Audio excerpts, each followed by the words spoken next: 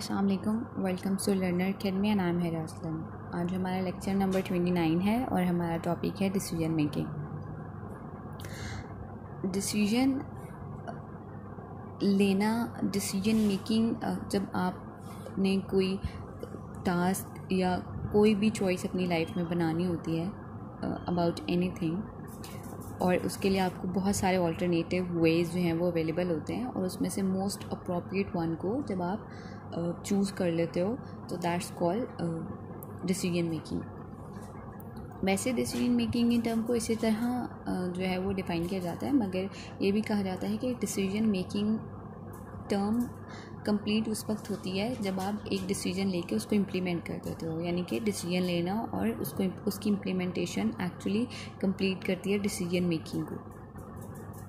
Obviously decision maker के जो action होते हैं वो गाइड करते हैं उसे किसी गोल की तरफ, ठीक है। ऑल्टरनेटिव कोर्स ऑफ एक्शंस होते हैं जिनमें से आप जो है वो सबको एवेलुएट करते हो, उनका कोर्स ऑफ एक्शन देखते हो, अपने रिसोर्सेज को, फाइनेंसिस को जो है वो एवेलुएट करते हो, और उनके जो अप्रोप्रिएट या एक्सपेक्टेड आउटकम्स होते हैं उन्हें भी देख के जो है वो किसी एक ऑप्शन को जो है वो अपने लिए मोस्ट अप्रोप्रिएट वन को चूज़ कर लेते हो, ठीक है। आप इसमें नैरो करते जाते हो चॉइसेस को, जो आपको सूट नहीं कर रही हो तो उन्हें निकालते रहते हो, और फिर एट द एंड आप किसी एक ऑप्शन को जो है वो चूज़ कर लेते हो। Decision made in organization can be classified according to frequency and to information condition, ठीक है। क्या फ्रीक्वेंसी और क्या इंफॉर्मेशन कंडीशंस अवेलेबल हैं उसकी बेस पे जो है वो आप डिसीजन लेते हो ऑर्गेनाइजेशन में। Frequency is how often a particular decision reoccurs, and our information conditions describe how much information is available about the likelihood of various outcomes. उसके बाद हिस्ट्री आ जाती है डिसीजन मेकिंग की। ये इसको हम डिफरेंट स्टेप्स में जो है वो ब्रेक कर देते हैं, broken down into steps. Herbert Simon ने जो है वो फॉलोइंग स्टेप्स बताए डिसीजन मेकिंग के। इसमें जो है वो इंटेलिजेंस एक्टिविटी आती है, डिज़ाइन एक्टिविटी आती है, चॉइस एक्टिविटी आती है, ठीक है। और आगे चॉइस एक्टिविटी में कुछ जो है वो 3 जो है वो स्टेप्स आ जाते हैं। सबसे पहले इंटेलिजेंस एक्टिविटी आती है। इंटेलिजेंस को यहाँ पे मिलिट्री से लिया गया है कि इसमें आप इंफॉर्मेशन जो है वो गैदर करते हैं इन्वायरमेंट और ऑल्टरनेटिव्स के बारे में, यानी कि जैसे हमारी इंटेलिजेंस एजेंसीज काम करती हैं, कोई भी जब उन्होंने कुछ करना होता है तो पहले उससे रिलेटेड हर चीज़ की इंफॉर्मेशन लेते हैं, बहुत माइन्यूट से मेजर इंफॉर्मेशन जो है वो कलेक्ट कर ली जाती है, उसकी बेस पे जो है वो फिर डिसीजन जो है वो लिए जाते हैं। उसके बाद डिज़ाइन एक्टिविटी आ जाता है, जहाँ पे आप अपना कोर्स ऑफ एक्शन डिज़ाइन करते हो, डेवलप करते हो और एनालाइज करते हो पॉसिबल कोर्स ऑफ एक्शन को। चॉइस एक्टिविटी आ जाती है, फाइनल स्टेज है, यहाँ पे आप एक चॉइस को जो है वो फाइनलाइज कर लेते हो। मिर्सबर्ग ने जो वो कुछ स्टेप्स दिए थे, उसने दिए थे आइडेंटिफिकेशन, डेवलपमेंट एंड सिलेक्शन। ये वही फेज़ है, प्रॉब्लम आता है, आप उसको आइडेंटिफाई करते हो, आप डायग्नोसिस ऑफ प्रॉब्लम करते हो। डेवलपमेंट में जो है वो आप एग्जिस्टिंग स्टैंडर्ड्स और प्रोसीजर्स को जो है वो कंपेयर करते हो, और फिर उसमें जो है ना वो अगर कोई न्यू जो उसमें अगर कोई आपकी प्रॉब्लम को सॉल्व कर सकता है तो ठीक है, वरना आप कोई न्यू प्रोसीजर जो है वो डेवलप कर लेते हो, और फिर ये और बेस करता है ट्रायल एंड एरर पे। उसके बाद सिलेक्शन आ जाता है, जिसमें आप एक चॉइस ऑफ ऑल्टरनेटिव को जो है वो ले लेते हो। यहाँ पे जो है वो 3 स्टेप में डिसीजन मेकिंग कंप्लीट हो जाती है। रैशनैलिटी इन डिसीजन मेकिंग का क्या मतलब है? जब हम किसी भी गोल को अचीव करने के लिए रैशनैलिटी डिसीजन मेकिंग का decision making is means to an end rationality में, लेकिन बहुत सारी ऑर्गेनाइजेशन रैशनैलिटी पे बेस्ड डिसीजंस नहीं देती। All possible option approaches to solving problem understanding identify. सबसे पहले जितने भी पॉसिबल ऑप्शन अवेलेबल होते हैं उनको आइडेंटिफाई किया जाता है, उनका कॉस्ट एंड बेनिफिट एनालिसिस किया जाता है कि उनको कितना इनपुट देना पड़ेगा और उनका आउटपुट जो है वो क्या मिलेगा हर ऑप्शन का, उसको असेस किया जाता है, और फिर उन ऑप्शंस का आपस में कंपैरिजन किया जाता है। वो ऑप्शन जिसमें इनपुट जो है वो स्मॉल होता है और आउटपुट ग्रेटर होता है, ऑब्वियसली उसको जो है वो सिलेक्ट कर लिया जाता है। The main problem with rational comprehensive approach is that it is often very costly in term of time and other resources, यानी कि कॉस्टली है in term of time and other resources, financially भी जो है वो, और इसमें टाइम भी बहुत ज़्यादा लगता है क्योंकि आपको इन्फॉर्मेशन रेलिवेंट इन्फॉर्मेशन गैदर करने में बहुत ज़्यादा टाइम लगता है, ठीक है। The cost of undertaking rational comprehensive decision making में themselves exceed the benefits to be gained, यानी कि फिर वो उसका जो कॉस्ट है वो इंक्रीज एक्सीड कर जाती है वो बेनिफिट जो हमें इन रिटर्न उससे मिलने हैं। इसमें डिफरेंट काइंड ऑफ रैशनैलिटी के डिसीजन मेकिंग ऑर्गेनाइजेशन में फॉलो किए जाते हैं। सबसे पहले इसमें ऑब्जेक्टिव रैशनैलिटी आ जाता है। आप इसमें मैक्सिमाइज वैल्यू होती है, वैल्यू मैक्सिमाइजेशन करते हैं जिसमें आपको अल्टीमेट गोल जो है वो अचीव हो जाता है ऑर्गेनाइजेशन का। सब्जेक्टिव रैशनैलिटी में डिसीजन मेकर रैशनल होता है और वो एक स्ट्रैटेजी चूज़ कर लेते हैं जिसकी बेस पे उनको लगता है कि इससे हमें ऑप्टिमल कॉन्सिक्वेंसेस और ऑप्टिमल जो है वो आउटकम्स जो है वो मिल सकते हैं। डेलिब्रेट रैशनैलिटी आ जाती है।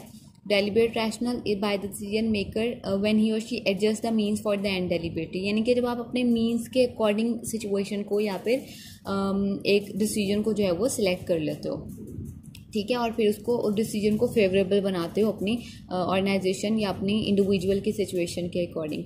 पर्सनल रैशनैलिटी आती है जब डिसीजन जो है वो डायरेक्टेड होता है पर्सनल गोल्स की तरफ रादर दैन ऑर्गेनाइजेशनल गोल।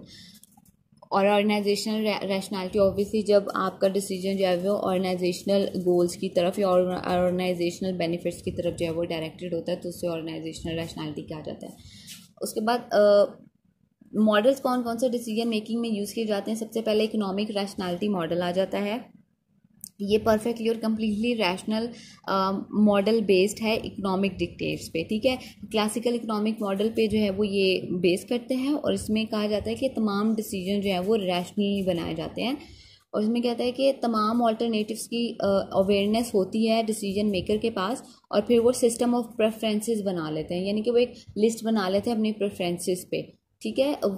मैक्सिमम प्रॉफिट जो इनको दे रहा होता है उसके अकॉर्डिंग जो है वो लिस्ट बना लेते हैं और फिर उसमें से जो मोस्ट अप्रोप्रिएट जो इनकी वैल्यू मैक्सिमाइजेशन कर देता है, मैक्सिमम प्रॉफिट देता है, उस ऑल्टरनेटिव को चूज़ कर लेते हैं। उसके बाद जो है वो सोशल मॉडल आ जाता है। This model regards human as collection of feelings, emotions, unconscious wishes.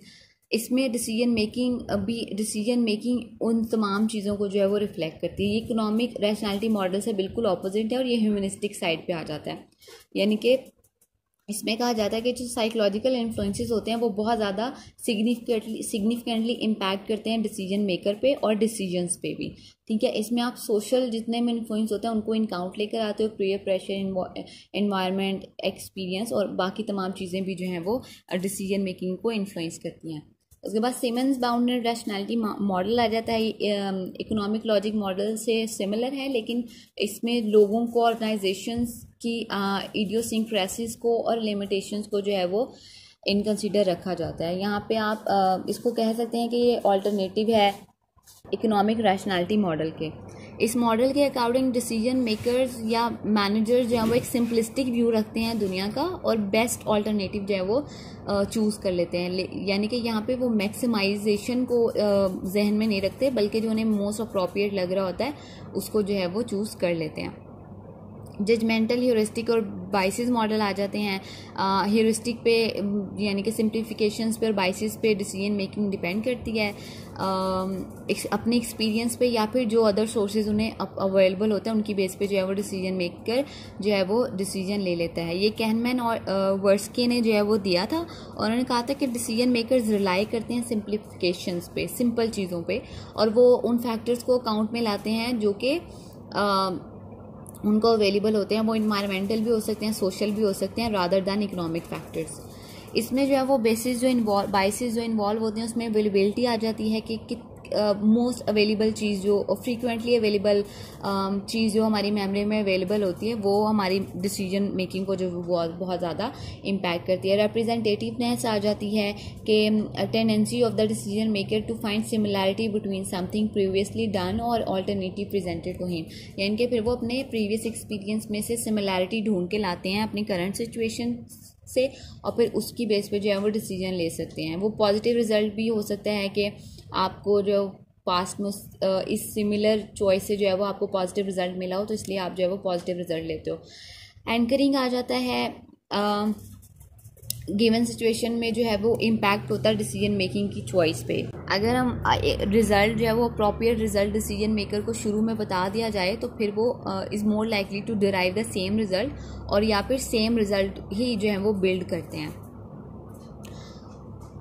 इसके बाद डिसीजन मेकिंग स्टाइल देख लेते हैं हम ऑर्गेनाइजेशन में कौन से हो सकते हैं। डायरेक्टिव होता है कि आप एक डायरेक्टिव स्टाइल लेते हो जिसमें लो टॉलरेंस होता है एम्बिग्विटी के लिए, ओरिएंटेड होता है ये टास्क की तरफ, और टेक्निकल कंसर्न्स होते हैं, ऑटोक्रेटिक होता है नेचर में। एनालिटिकल होता है, एवेलुएशन करते हो इंफॉर्मेशन की, ऑल्टरनेटिव्स की, और फिर डिसीजन लेते हो। और इसमें हाई टॉलरेंस होता है एम्बिग्विटी के लिए, और ये टास्क और टेक्निकल ओरिएंटेशन का होता है। कंसेप्चुअल होता है, इसमें आप रिस्क टेकर लेते हो, आउट ऑफ द बॉक्स जाके जो है वो डिसीजन लेते हो। ब्रॉडर पर्सपेक्टिव होता है, विजन होता है, और ये सोशल कंसर्न को भी जो है वो इसमें लेकर आते हो। ये इनोवेटिव स्टाइल का होता है। बिहेवियरल होता है, स्पोर्टिव एंड वार्म होता है, डेमोक्रेटिक स्टाइल है, आप लोगों के कंसर्न को भी काउंट करते हो, और इसमें भी लो टॉलरेंस होता है एम्बिग्विटी के लिए। यहाँ पे हमारा डिसीजन मेकिंग का चैप्टर जो है वो कंप्लीट हो